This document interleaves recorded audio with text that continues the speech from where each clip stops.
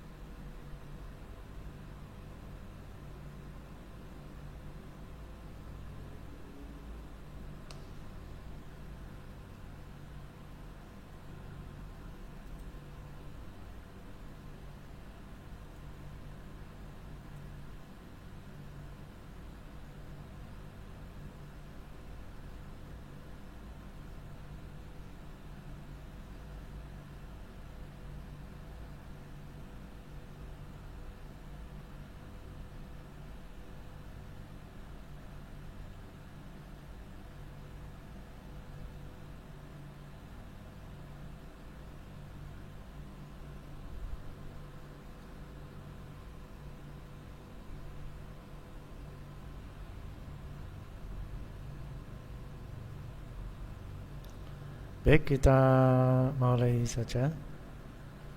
Topik di pertemuan ke-13 ini ya adalah peretas keamanan CCTV. Jadi peretas itu ngehack ya istilahnya ya. Jadi keamanan yang sudah kita buat itu ditembus atau diakses oleh orang yang tidak mempunyai kewenangan sebenarnya. Nah, ini tentunya tidak kita beri akses, tapi orang tersebut berusaha untuk mencari atau berusaha untuk mengakses keamanan yang kita sudah buat gitu ya. Ya namanya peretas, jadi berusaha untuk mengakses walaupun dia tidak mempunyai kewenangan untuk itu gitu ya. Baik, kita lanjut.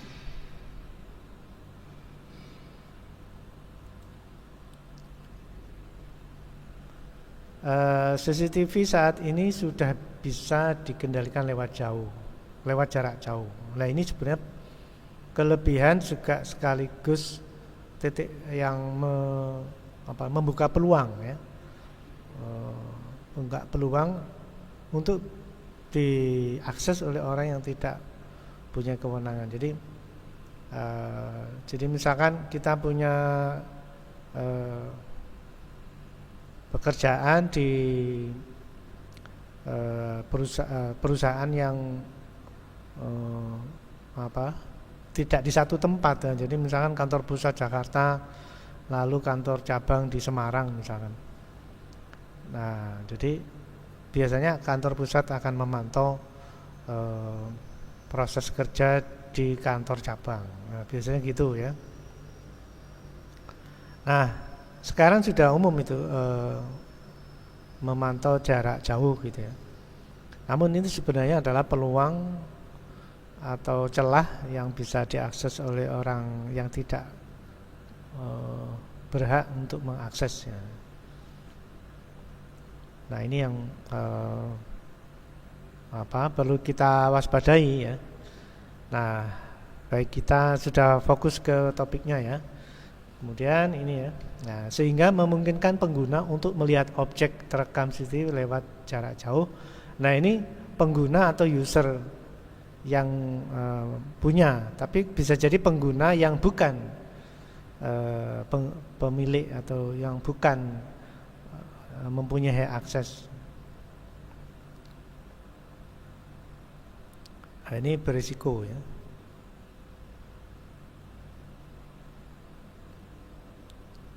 Baik, kita lanjut lagi. Namun ada hacker yang meretasnya karena memiliki keinginan untuk bisa melihat rekaman CCTV dengan cara yang tidak baik. Pengertiannya tanpa izin. Nah, gitu. Kalau pengertiannya tidak baik itu tanpa izin.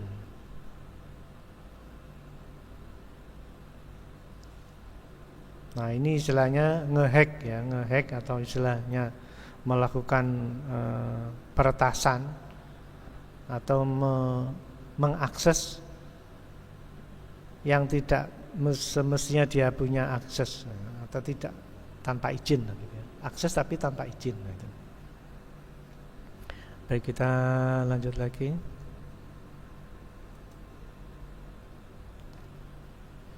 Hacker maupun pelaku kriminal bisa menggali informasi dengan memata-matai atau apa ya ini ya,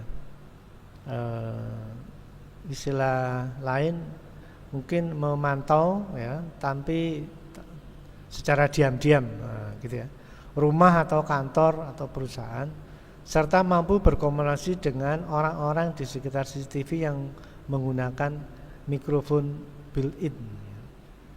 Jadi dia bisa memantau tanpa sepengetahuan pemilik, ya itu istilahnya sebagai mata-mata. Nah, ini mata-mata itu kan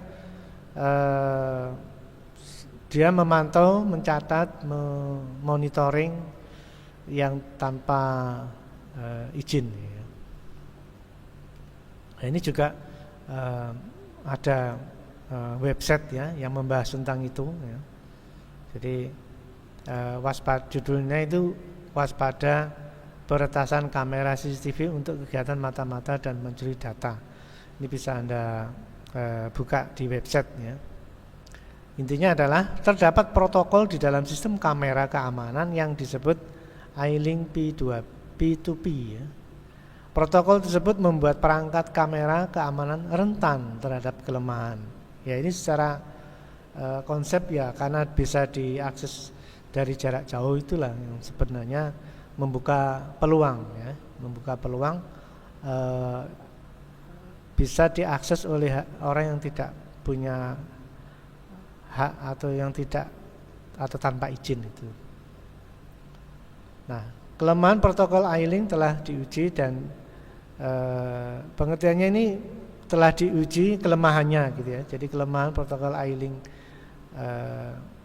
P2P ini telah diuji dan diverifikasi. Kenapa? Karena protokol ini juga digunakan oleh produk-produk seperti ini, OM, Eggfly, ya, Elite Security, Genbolt, EEGIG dan SV3C ini. Jadi produk mereka menggunakan iLink P2P karena menggunakan protokol ini akhirnya bisa diretas. Nah, maksudnya seperti itu ya. Ya secara konsep karena kita bisa akses jarak jauh ya, tentunya orang lain juga bisa mengakses jarak jauh. Konsepnya begitu ya. Jadi mestinya kita waspada ya.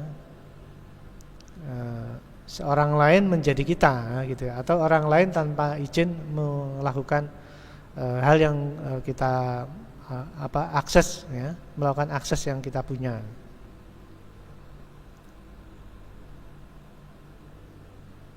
Baik, kita lanjut lagi.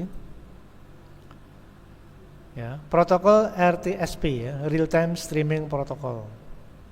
Memungkinkan untuk akses atau download streaming video langsung dari kamera dan melihatnya dari berbagai perangkat dan program. Kegunaan utamanya adalah untuk menarik video dari kamera ke network video recorder ya, merekam ini ya. Ini konsep yang kita pelajari kemarin itu kan backup data. Nah, sama dia. Ini adalah melakukan video record ya, network video recording dan melihat software yang terpasang dengan CCTV yang digunakan. Nah, ini jadi kita memantau ya, sistem yang kita punya, ternyata orang lain yang tidak punya hak tanpa izin juga ikut memantau ya. Kita melakukan backup data ya, secara network, secara jaringan, ternyata orang lain juga ikut-ikutan download. Jadi waspada gitu. Karena apa yang kita lakukan ternyata orang lain juga bisa melakukan tanpa izin. Baik, kita lanjut ya. Protokol RTSP atau Real Time Streaming Protocol ini dapat melakukan streaming video dari CCTV lewat third party application ya, tampilan langsung di situs web. Perangkat lunak memantau CCTV dan lain-lain. Ya, RTSP mentransmisikan data atau video atau audio dari perangkat keamanan apapun ya kepada DVR. Ya. Jadi mentransmisikan ke DVR, kamera IP multisensor dan lain-lain. Nah, ini jadi kelebihan yang kita dapatkan dimanfaatkan atau digunakan orang lain yang tidak berhak. Itu jadi masalah sendiri ya. Makanya kita mesti waspada. Baik, kita lanjutkan.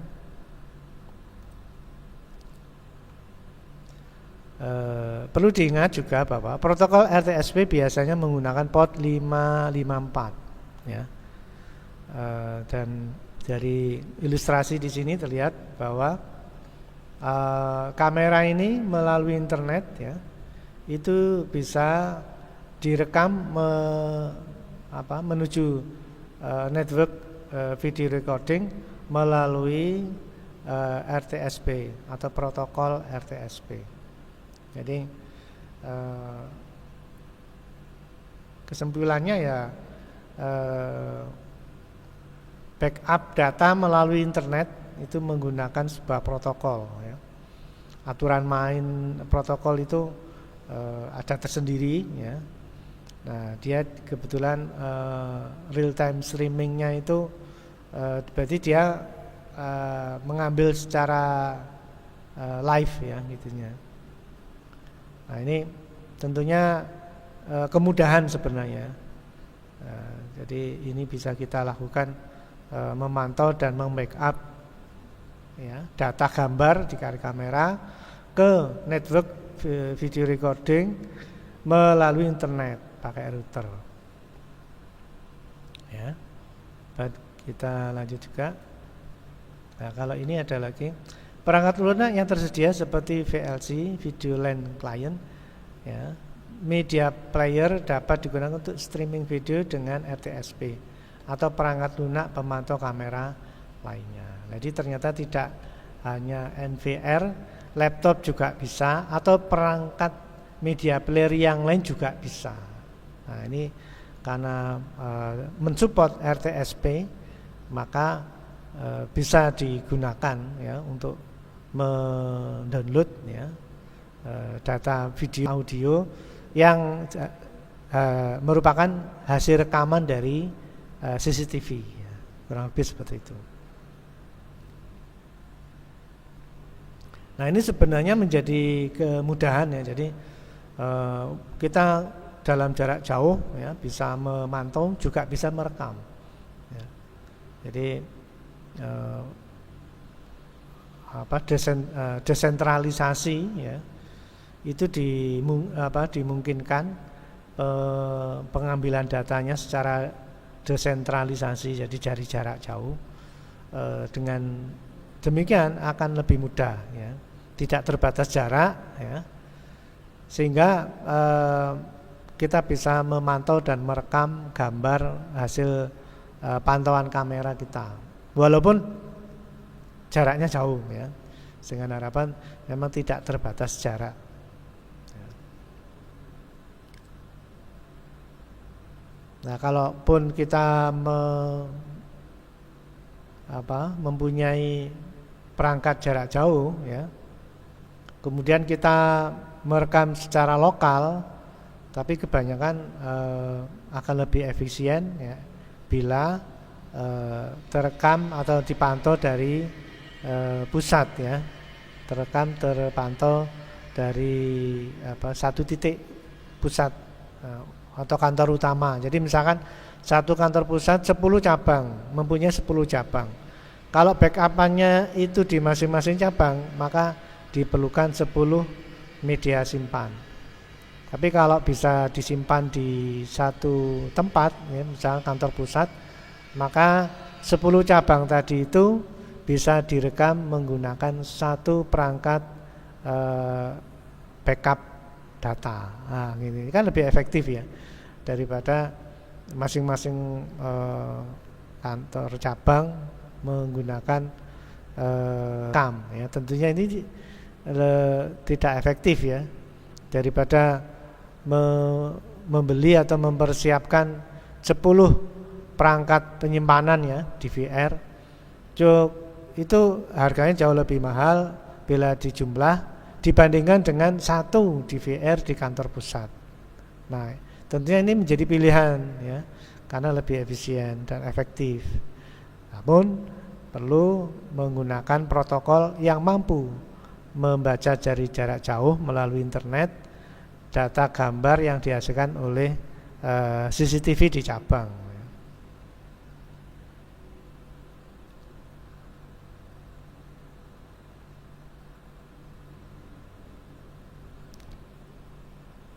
Baik, kita lanjut lagi.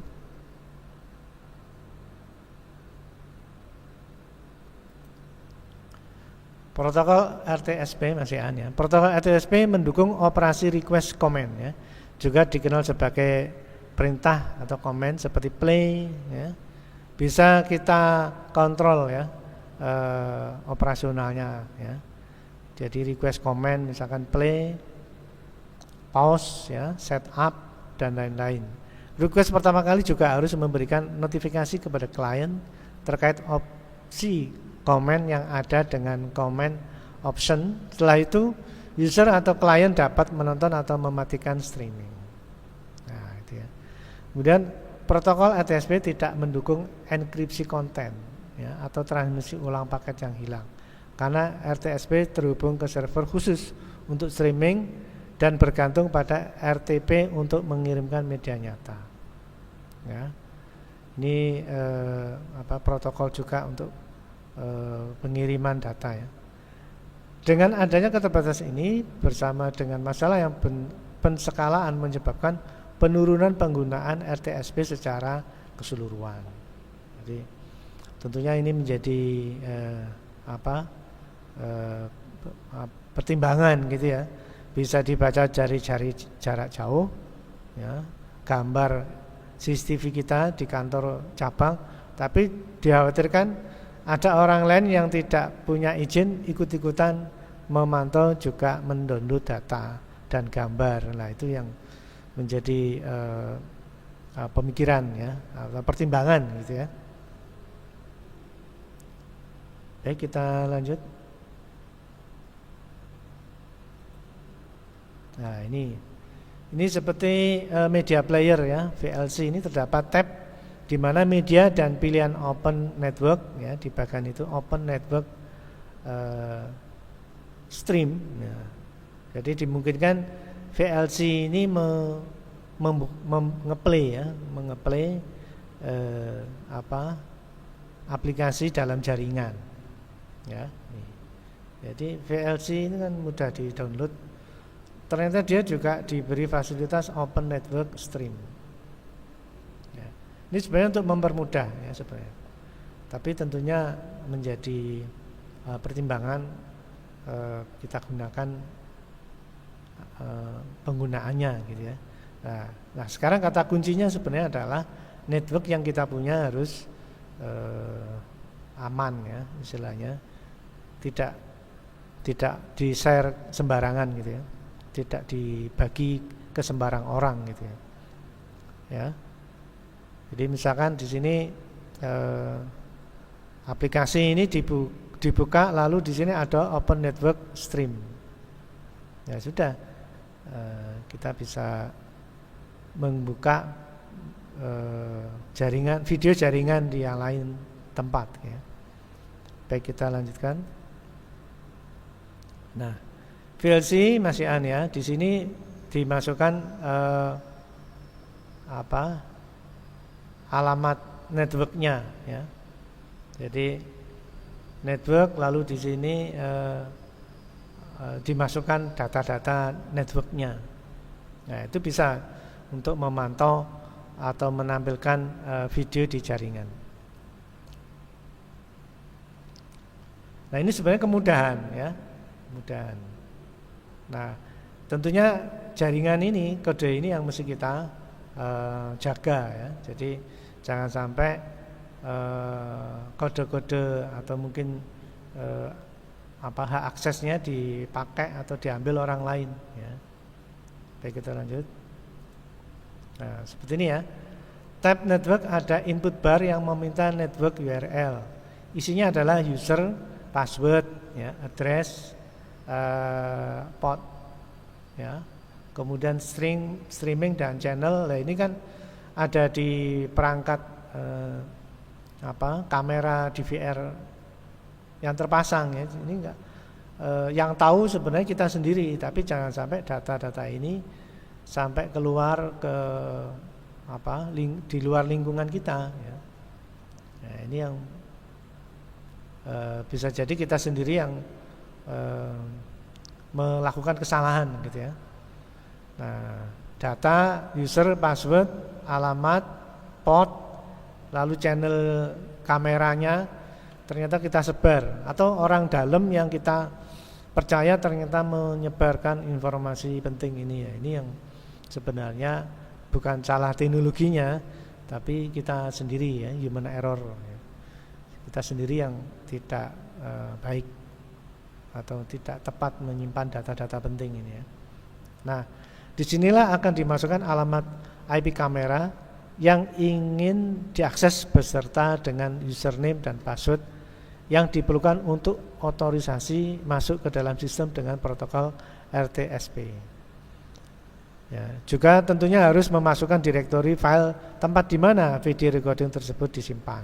Nah, ini kan data-data teknis yang kita tahu sebagai pemilik ya. Jangan sampai orang lain bukan pemilik memperoleh data-data ini ya. Misalkan ini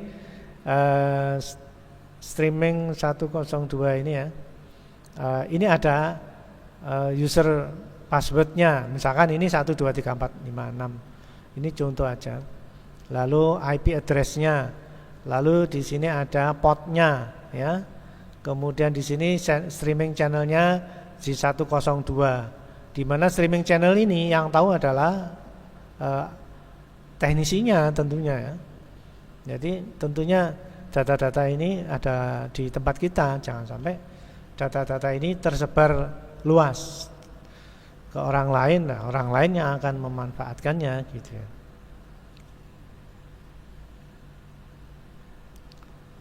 Jadi pada dasarnya yang mesti kita lakukan adalah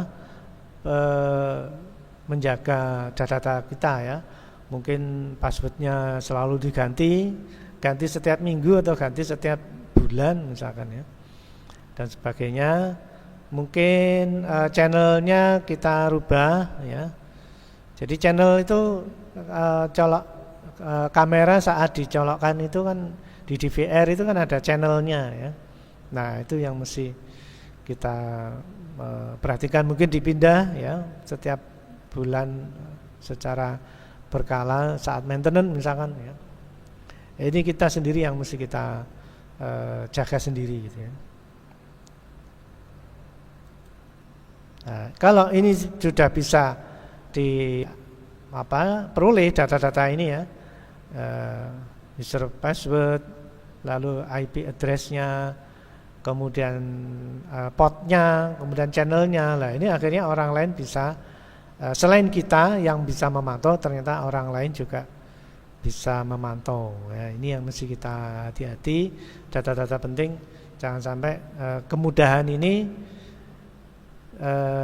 dimanfaatkan orang yang tidak mempunyai izin. Nah, gitu ya, hati-hati. Nah, pada bulan Desember 2019 hacker meretas sistem kamera keamanan di penjara Lang Suan, Provinsi Selatan Chumpon, Thailand. Ini. Jadi pernah terjadi tahun 2019 hacker bisa memantau kondisi keamanan di sebuah penjara. Nah, ini orang lain ya padahal ya. Kemudian hacker memperlihatkan lingkungan internal penjara yang dibocorkan melalui internet, disebar. Ya. Hacker juga meretas kredensial login untuk 3.672 pemilik ring kamera dan mengekspos informasi pribadi secara online. Nah, ini ada juga kamera ini pada Oktober 2019 ya, kamera keamanan yang digunakan dalam industri penerbangan. Hacker dapat memulihkan kunci enkripsi pribadi dan mencuri datanya. Nah, sebenarnya ini tidak akan terjadi kalau data-data akses itu kita simpan dengan baik, kita jaga dengan baik. Mungkin kita maintenance dengan mengganti secara berkala, sehingga kesulitan lah orang lain yang mau meretas itu akan kesulitan. Nah, pada bulan Maret 2020, National Cyber Security Center NCSC Inggris menerbitkan pedoman untuk keamanan kamera, ya, smart kamera. Pengguna diminta mengubah password default yang tidak banyak diketahui orang, ya. Jadi diganti dengan password yang orang mungkin susah mendeteksi misalnya. Kemudian diminta secepatnya memperbarui perangkat lunak kamera, mungkin diupdate atau gimana. Nah, seperti ini ya, ini password